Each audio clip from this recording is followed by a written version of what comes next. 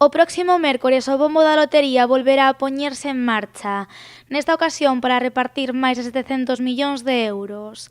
Aínda que a lotería do neno é moito menos popular que a do Nadal, ninguén se quere quedar sen o seu boleto.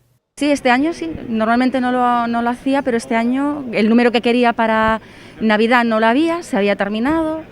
Y para regalarle a mis trabajadores lotería, pues lo compré para el niño. Algo comprei, pero vou esperar os últimos días.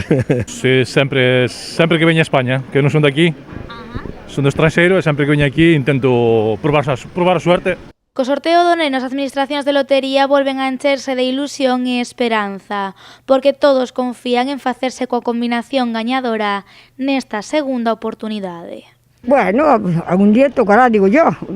Gastarse menos na do neno que na do Nadal. Debe ser que é un sorteo o do Nadal moi especial, entonces en este sí que se nota que se gasta menos. De feito, as administracións teñen menos lotería do neno para vender.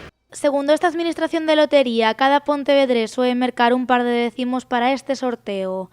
Ademais, os que tiveron un pouco de sorte no sorteo do Nadal soen investir o diñeiro gañado nos boletos da lotería do neno.